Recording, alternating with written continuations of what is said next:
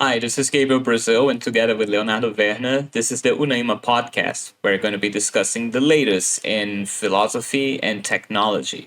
Also, quick disclaimer, this was recorded in the distant past of November 20th, so probably everything you're going to hear about OpenAI is already outdated. But for everything else, stay tuned.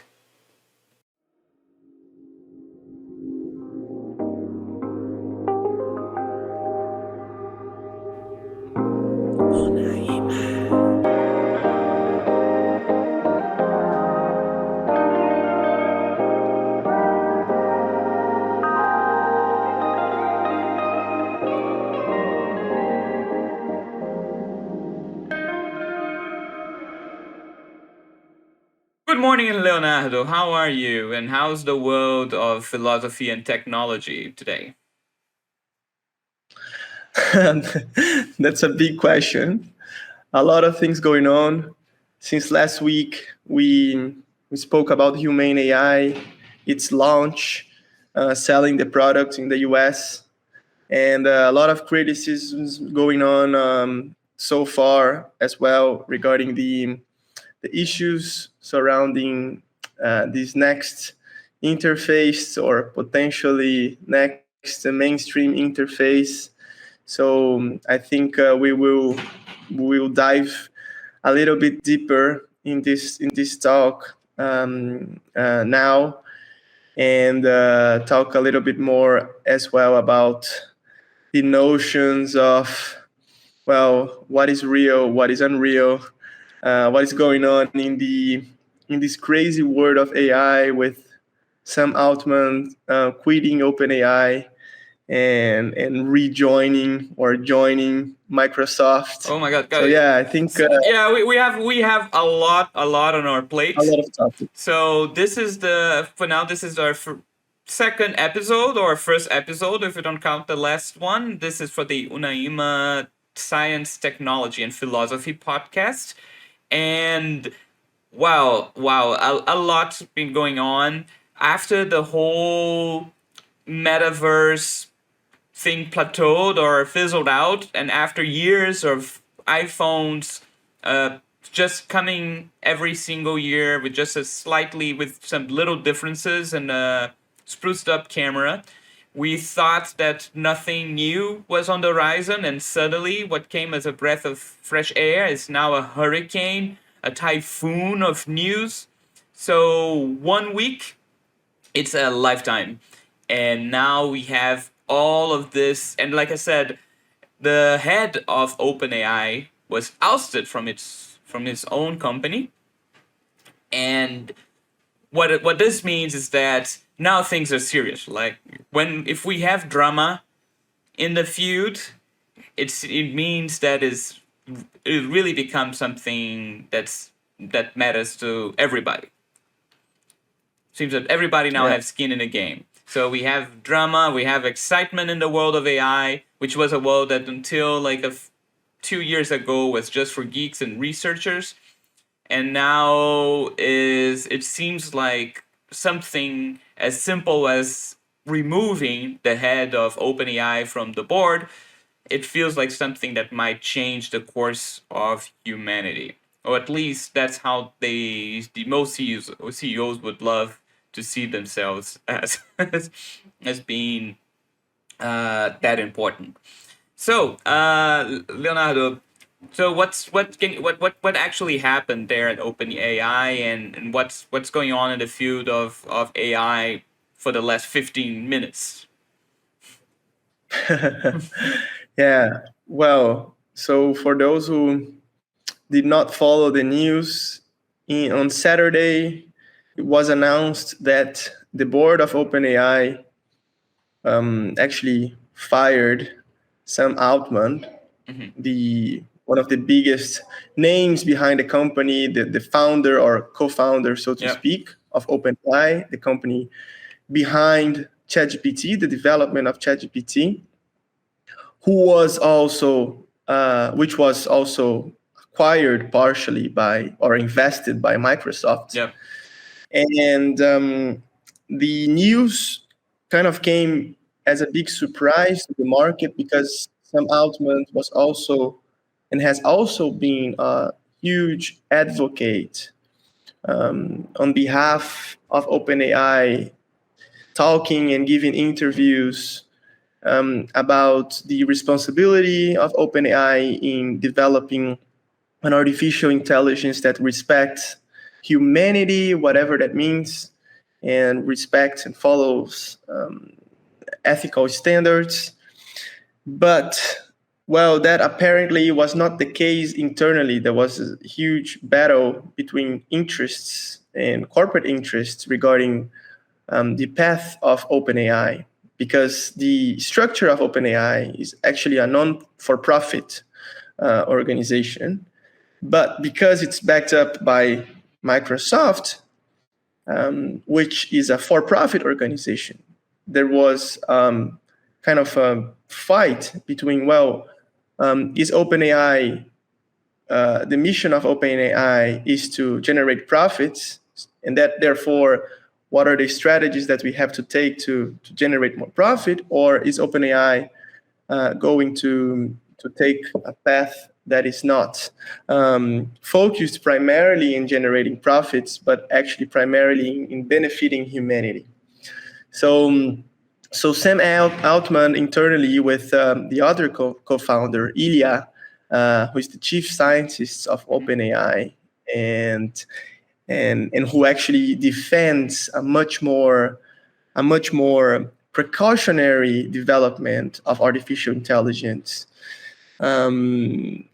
was one of the biggest names, most strong name behind Sam Altman resignation of the board. And he, apparently won this battle. Yeah, it's interesting. It's interesting. It's interesting that usually the story is that you have a founder, there's someone that actually created technology. Although Sam Altman was never been the head of tech. He always more being kind of like the visionary behind it.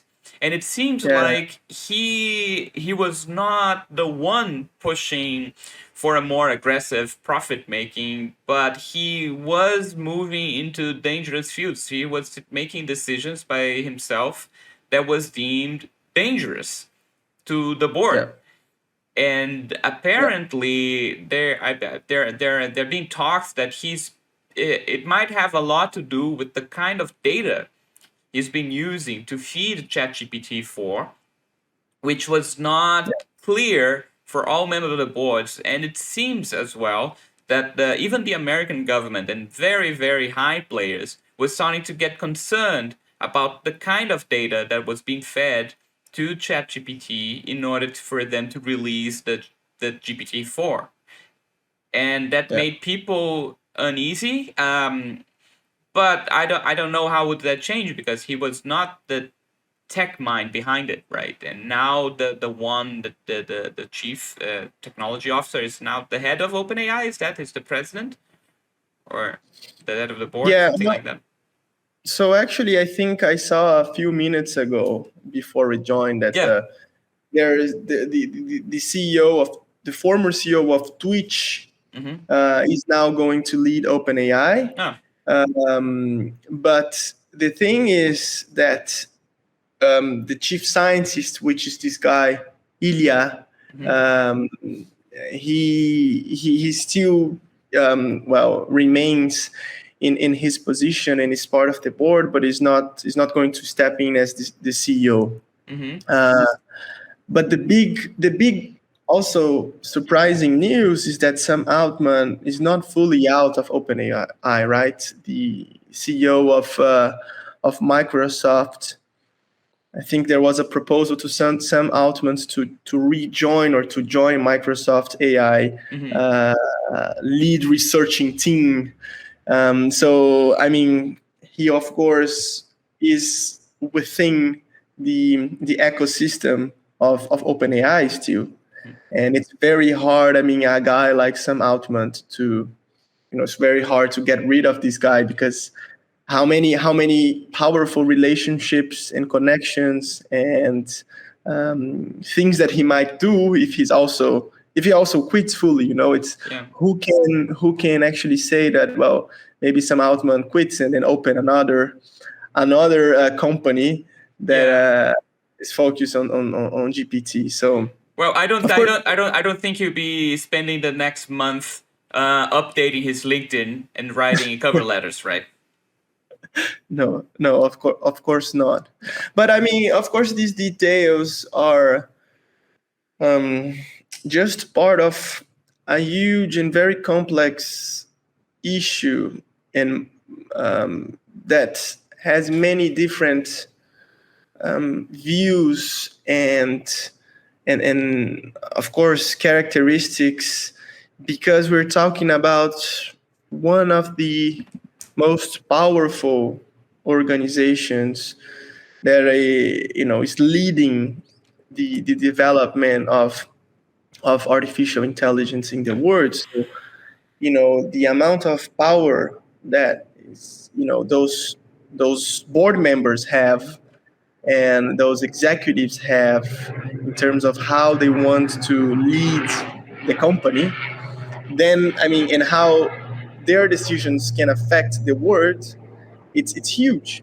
Yeah. And a misalignment or a dispute among those executives in the board, of course, means a lot, because they know that they're impacting millions, if not billions, of people around the world. Yeah, So it's interesting. I was actually looking, especially when we start working with the ChatGPT 3 was already really advanced and allow for some amazing party tricks. You know, when you're just showing what AI is capable of, and it start like creating songs for you or giving you recipes.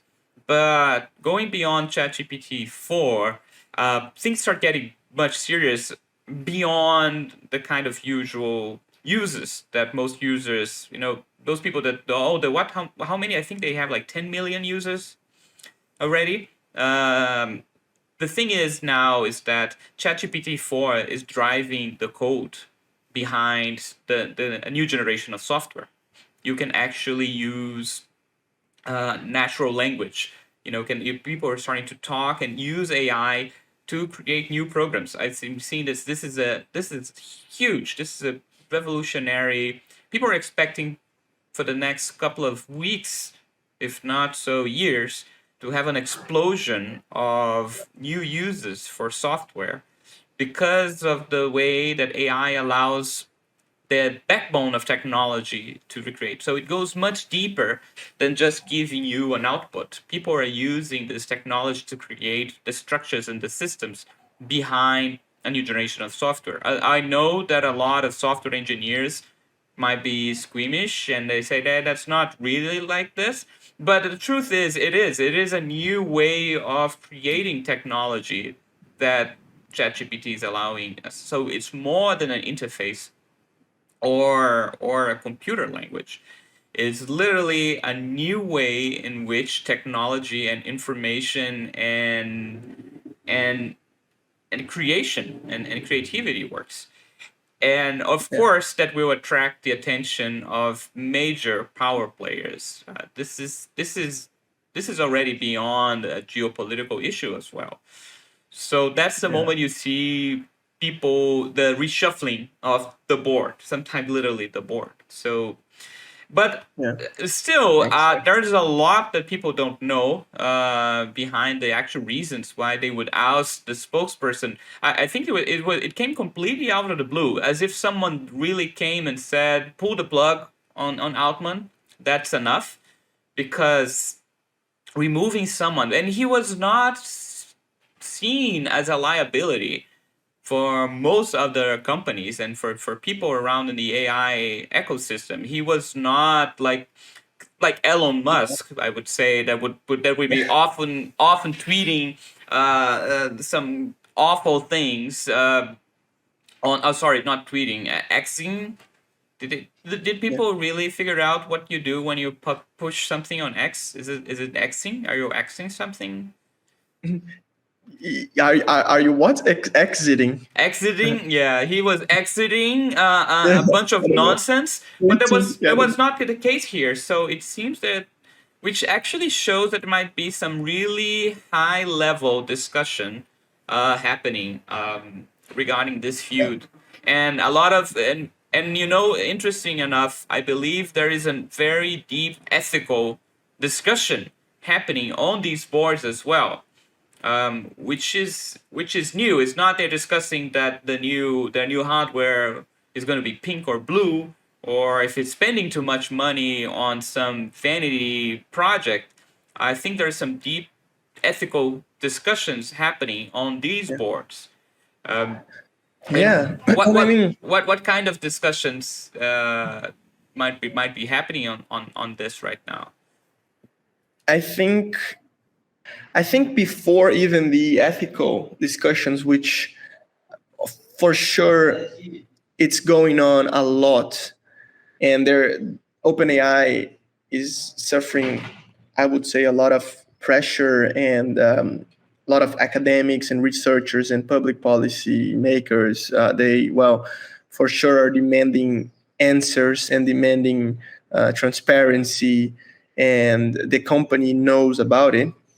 I think that is what is primarily at stake here, and maybe that's the vision of Microsoft, and the competition between Microsoft and Google, for instance, is really to think about whether OpenAI can be the leading, so to speak, platform, even though not primarily as the main interface, in which people and users around the world will engage once they are online. Because if we see since maybe the year 2000, Google has been the dominant player. It's the most accessed portal. We engage online. We think of internet. We go and search on Google. And, well, Microsoft and OpenAI probably have a lot of discussions around, do we have the potential to surpass and to Google's dominant play in the digital world, and can we become now the first interface in which people will look into when they are thinking about internet, about accessing content, about generating content? Can we do that? So, and then of course this disputes a lot with ethical decision making and ethical thinking regarding, well, this is beyond corporate fights or corporate competition, but what we are actually developing, it's something much more. It's something that we don't know the consequences fully about developing such a powerful system, Yeah, that users with good faith, or who are just consuming content or doing their job, they will not necessarily think about the potential very bad harms that this kind of technology can generate. But we have to think about the bad actors and the intentions of huge state actors, or other organizations and political organizations and terrorist organizations and people involved in the military, or that can do and can use and can access this kind of technology well, to generate what we don't know.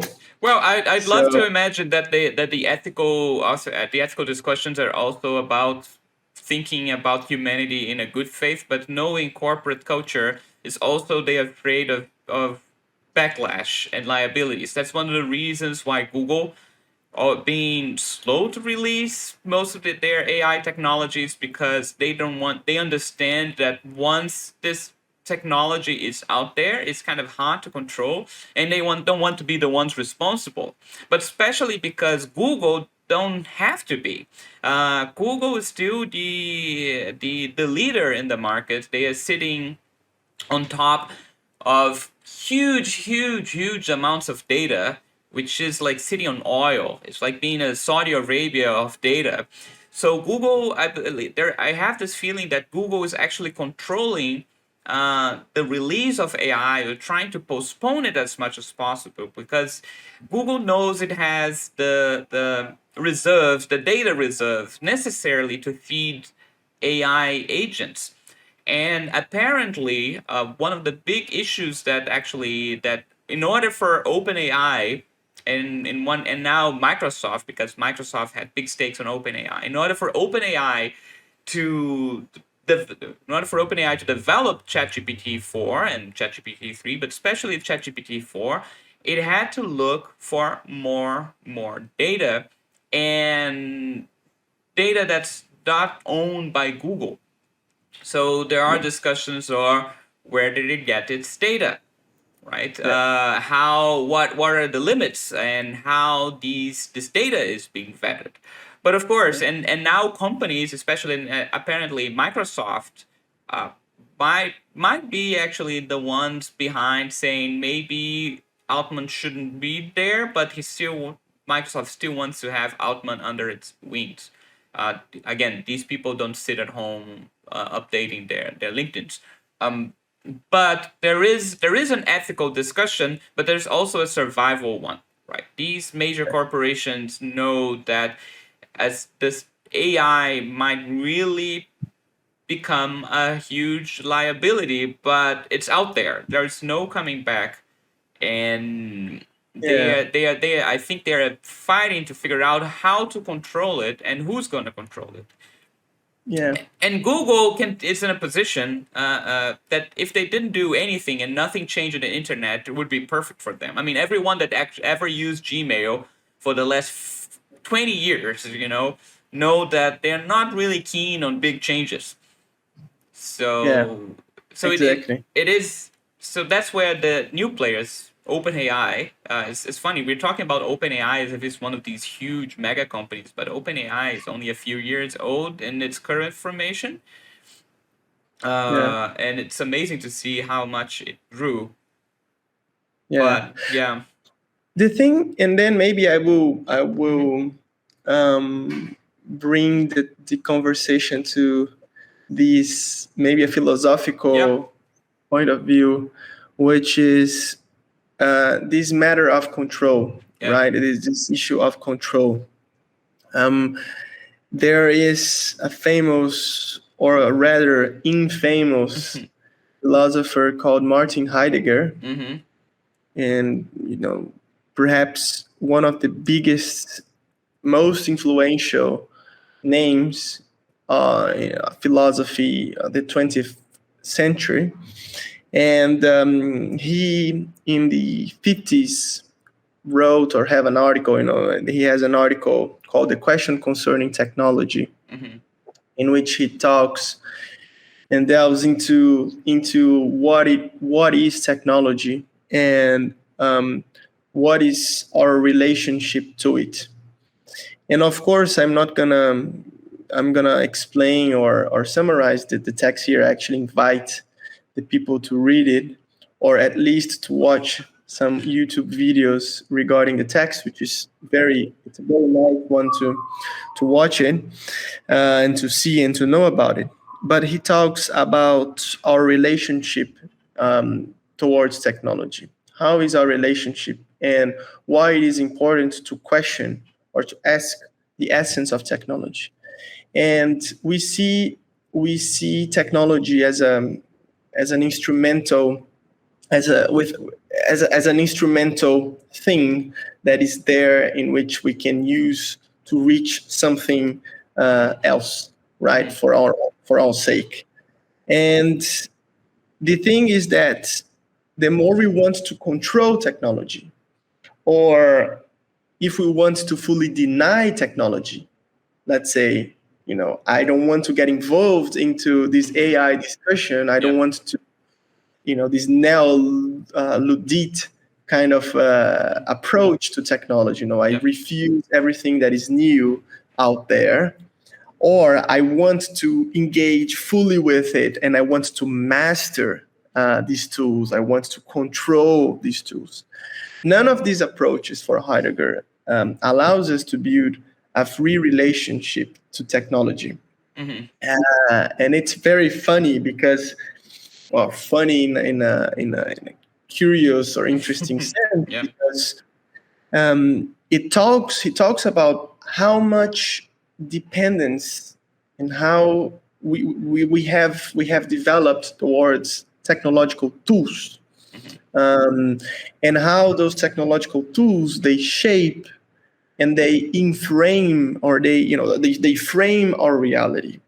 uh, it's incredible that the advances of technologies, regardless of what technologies we have, they evolve with us, and we become more dependent on using them, to the extent that we don't imagine a world without those new technologies that are launched out there in the new world. So if Yeah. we speak about electricity, if we speak about technologies for agriculture, for mass production of food and beverage, well, for factories that manufacture all kinds of things. And now, to the extent that we now have technologies that are increasingly more personalized. So if we think about and we jump all those decades from the 50s to 2020, we have AI.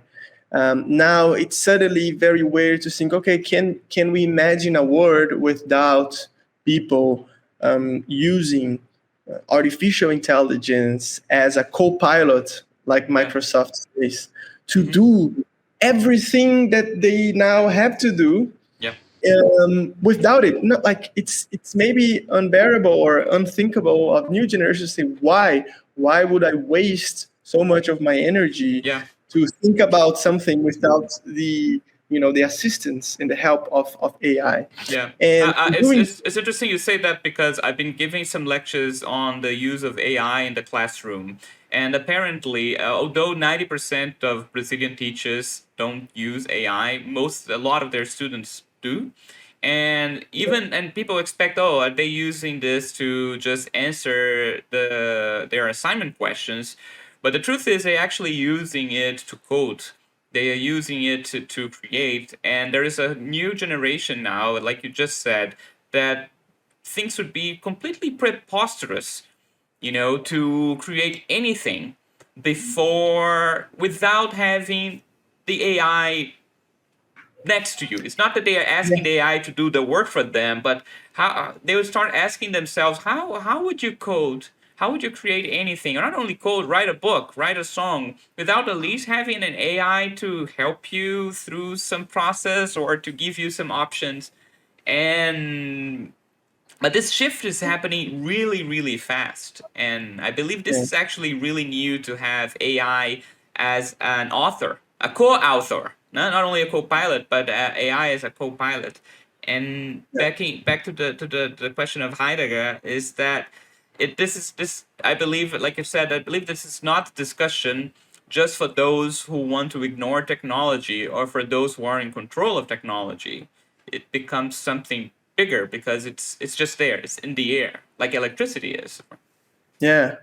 And if we combine, I think your example about children and adolescents Mm-hmm. using and engaging with AI to co-create whatever they want to co-create, Mm-hmm. or whatever they want to create, it's maybe this is what we want to foster, and this kind of curiosity and relationship of human augmentation, so to speak. Yeah. You're engaging with a technology in a way that will create something unique, and and that's fascinating.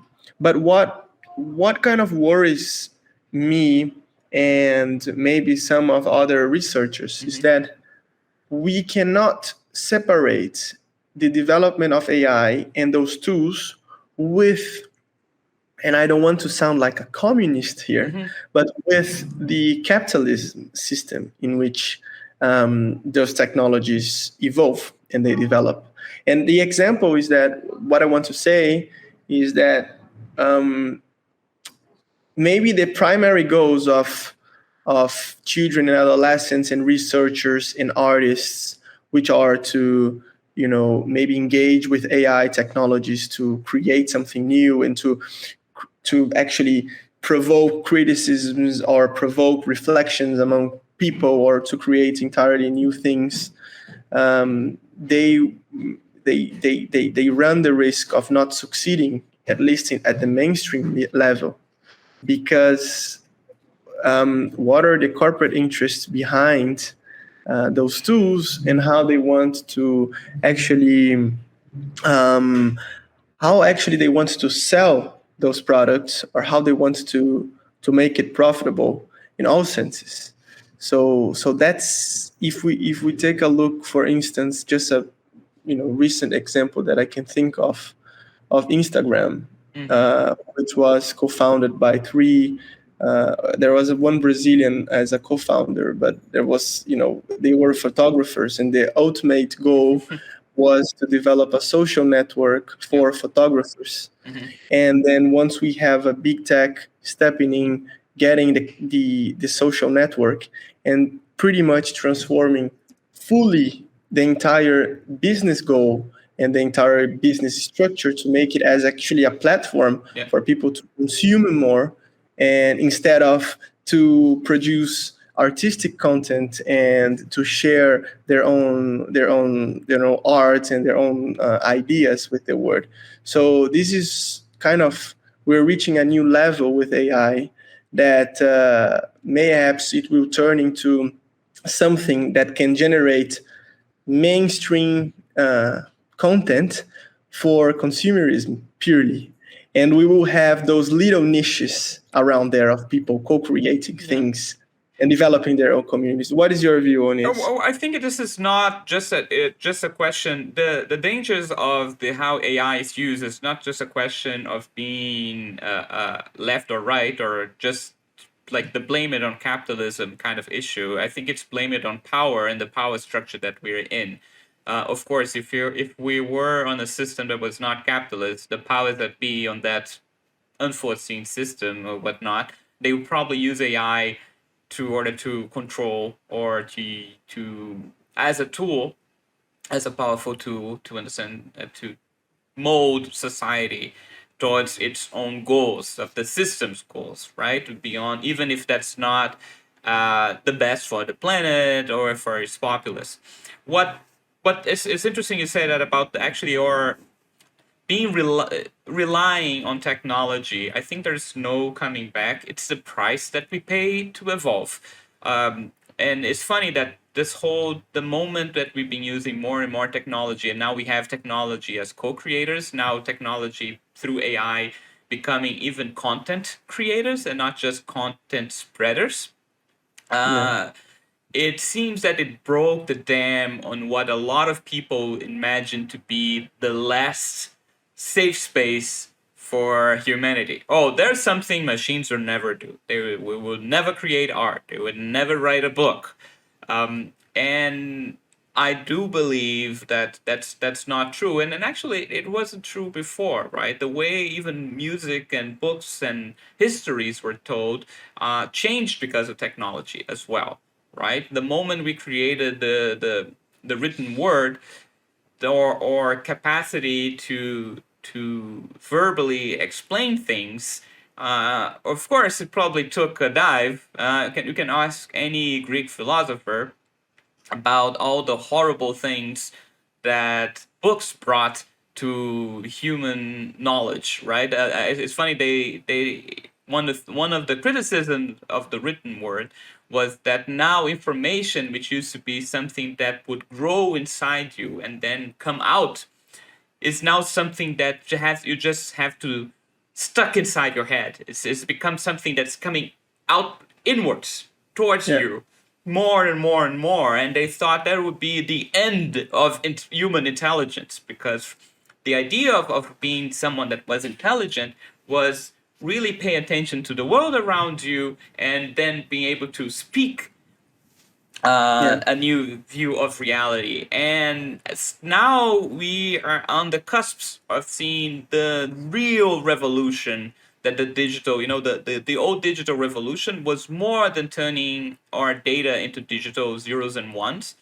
But now the fact that we have this new agent, this new entity sitting next to us, that's going to be part of human creation, and of course not just as a tool, but as an agent. And then there comes a big ethical question: is that this is not something natural, of course. This is not something magical, and actually I would like to talk about that. There is this book, was actually written by an artist called James Brittle, called The New Dark Ages. It was released in Brazil as well, and I don't know if you read, but one thing he said that there is a new dark age coming, and which is an age where technology becomes so advanced and at the same time or capacity to really grasp what's going on around us kind of disappears, that technology starts becoming magical, and the world starts being taken over by magical thinking, and not just by people who are ignorant of technology. It's even by those same very people who should be either the gatekeepers or the caretakers of this technology, that are also not really sure of what's happening inside the black box, right? There's this Yeah. concept in technology and society called the black box. That's the moment when you look at technology, but we don't know exactly what's going on. We just have to agree that cell phones are not magical or not radioactive and just use it and not think a lot about it.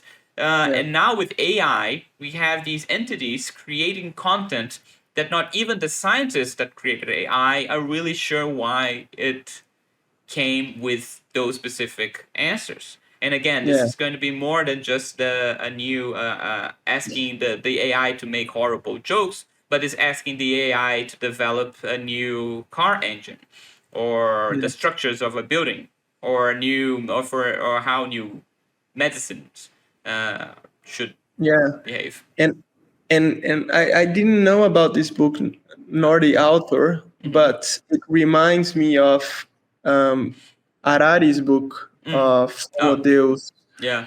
and I don't know if you Yeah. read it, but he talks in one chapter about dataism Mm-hmm. as the new sort of divinity Mm-hmm. that is now taking the role of God, so to speak, in Mm-hmm. the religious The sense. data has Now, spoken. Yeah. yeah, and or the new God, right? Mm-hmm. Mm-hmm. And it resonates with this idea of um, the big shift or the largest shift between humanism and dataism, in which humanism, the role and the value of human experience, it was valued for its own sake. The most important thing is that, okay, how do you as a individual autonomous thinking agent can experience the world and process this information? So the role of diaries and of telling and writing for yourself, to keep a book or to keep your memories and to reflect about the external world, that was valued per se. And now with dataism, it's different because we need to share all of our experiences and feed everything into this big data platform, because we feel that we are bigger by sharing these Yeah. experiences Mm-hmm. with the world in the form of data, by recording, by posting, by doing podcasts, by recording videos, so on and so forth, rather than just keeping it for ourselves. And then it's this idea behind it that, okay, we can again augment our like form of existence, our ways of being here in the world, Mm-hmm. by sharing and feeding, because then humanity will become something larger Yeah. than just the sum of our individual experiences. We can collectively share and access. Yes. Yes. But Mm-hmm. it's this idea of, Mm. again, magical thinking, Yeah. right? Because we don't fully understand and maybe we can never fully understand what are the mechanisms behind, or all the materiality, or all the neural network connections that those sort of systems do. Mm-hmm. And then if we think of science fiction and how it can inspire us, of the ability to trust our own gut, versus the ability to trust AI technologies to help us making decisions and navigate in the world. That's something that strikes me as well with a huge curiosity to think about. Are we becoming even more dependent on an external agent to tell us what we can do And, and what we should do? and it's funny actually, because actually we've been talking about science fiction and what would be rationally expect to come after this magical thinking. Funny enough, I believe that what's happening is actually it's not a backlash. As the moment technology become more magical, people start thinking less about the mechanics behind it and start coming up and start relying more on their gut.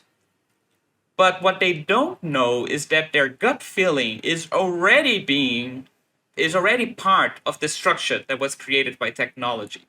So, which, of course, we saw for the last 10 or 20, 15 years, for all these last elections all over the world and the political realm, just to be very direct, how a lot of people said, I don't care about polls, I don't care about data, I feel this is right.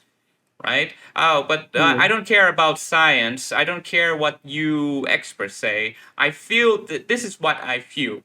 And what they might even be aware. It's not that they are not aware. Even this opinion that I will only trust my gut because the world around me, the world of media, mediated by technology, is so confusing, And so that overwhelming. so overwhelming. And the funny thing that people start having this hope that they're gonna, oh no, I'm gonna create my own reality.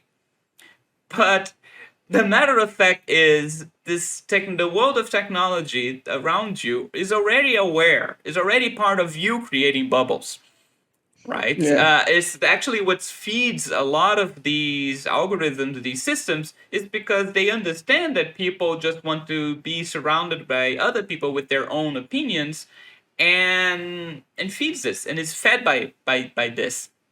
So Yeah. I believe the same way that people did not become all um, literal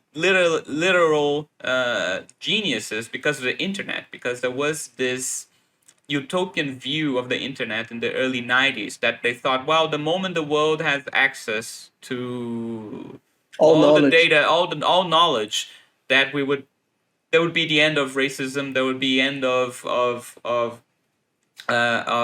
prejudice. People would all open their minds. What they didn't realize is that people would be able to surround themselves with only the data they want. And now with AI being as a co-author, I don't know. We might see. I understand that we actually might see a return of humanism, of this look for creating something that's coming out of a human. But we should watch ourselves. We should be critical that this humanism will never be the same humanism that existed before. So if there is a message of us to us for in order for us to empower what humans do best, we should do it by being very aware that there is this technology now with us. And that's part of being human, is dealing with technology. Otherwise, we run the risks of becoming reactionaries and creating magical paths. And this is just perfect if you are the ones who are actually in control of technology. If you have a reactionary population, reactionary way of thinking, it really blinds you to the actual very contemporary structures that are actually driving your reactionary thinking. And we might end up get stuck on this idealized version of the past when humans were really humans. Yeah. But embrace the understanding, and then discussions like that, the questions that you brought up, Leonardo, really are essential for people to be aware of the technology, Yeah. and not just shooting themselves. And then actually earlier you said about the Luddites, right?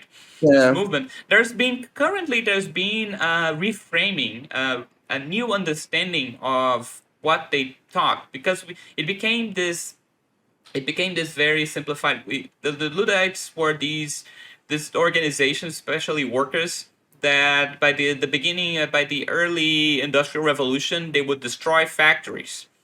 And actually, if you read, there is these. I'll see if I can find a book. There is this new book that said if you actually talk to their spokespersons, right? But the people that represented this movement, is not that they were against machines per se. It's because they understood what machines were doing with their lives, and they didn't want it to be completely passive Yeah.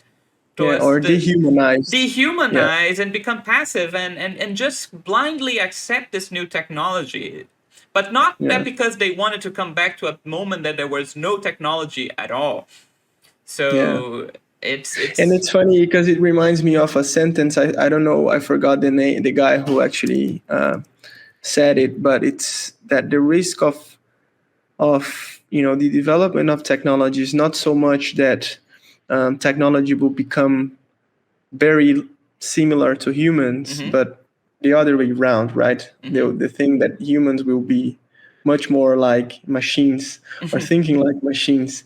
And what is the human aspects that we think we want to preserve? Mhm. And because this notion of delegating and outsourcing everything, or our experiences, or our abilities to create, to machines, and now we have unavoidably to speak of AI, which is the technology that promises to help us doing so, is to really to critically think what we want to preserve and what we don't want to preserve, and what will change. And we don't know. We don't have the answers now. And then I think this is something that is up to each of us to decide.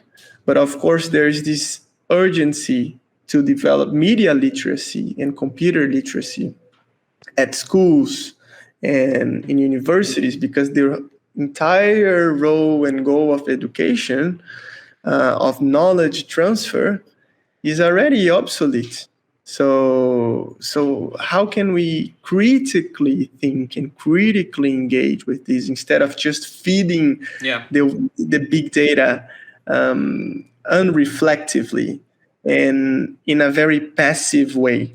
What So about philosophy and technology coming together? What about this novel idea? I just came up with that. Yeah, of that's the course, reason for philosophy.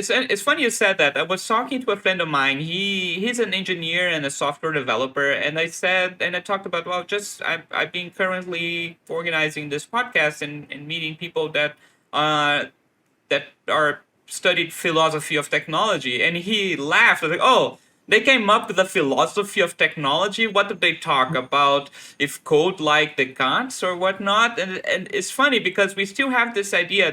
I think if there's one good thing that this whole discussion of AI can bring, is detaching this notion, or that talking about technology is just means about talking about hardware and code, yeah, right? And the technology education means learn to code.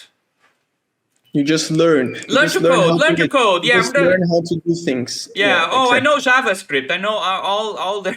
Yeah, I yeah, know JavaScript. I teach my students JavaScript, so they know technology. They understand coding. I think that's not the issue. That will not allow yeah. you to truly understand your responsibilities as a society, as a in And regards to also how to discover our roles, and how yes, that's yes, the challenge, right? It's not simply a matter of fact of problem solving. yeah. We think that the essence of technology, again, as Heidegger talks Mm-hmm. about, is that he creates a word which in English was translated to inframing. Mm-hmm. And And in framing, you think of the camera as well, right? That the frame of the camera, the lens is the angle. That when we are dealing with, or when we have the presence of technological tools, and the way that we experience the world and the way that we engage with the world through technology, it is the essence of this relationship is in framing, because technology opens or discloses ways of, or specific realities, or ways to understand and view and have different specific perspectives of the world, depending on how we use this technology. So it is, of course, it opens some possibilities when we are engaging with a particular tech tool, with the internet, with a specific software, with anything that you might think of. But it also closes other words, other possibilities. Yeah. So the role of, philosophy of technology, I would say this is just a name that was given recently. Yeah.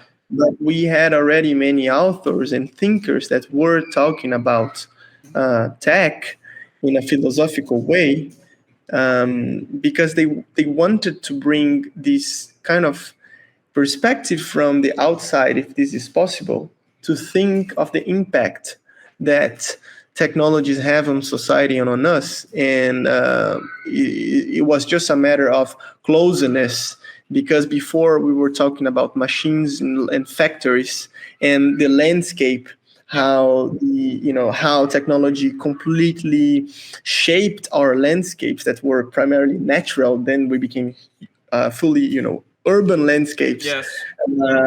So there was this huge impact on the livelihood of people.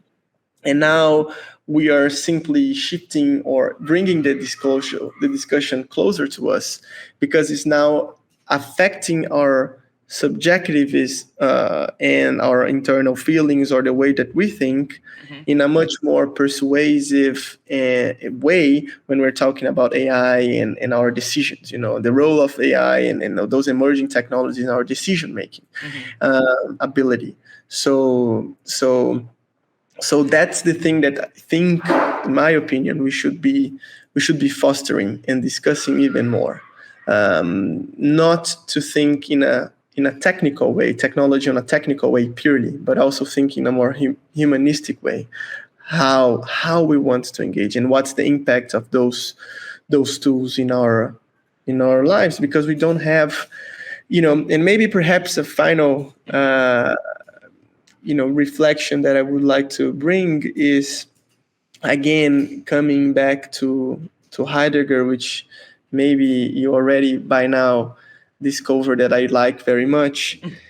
He says that, living an inauthentic life is really about when we are completely open, and we engage fully with the material world and the objects that appear to us in the real world, without this reflective thinking.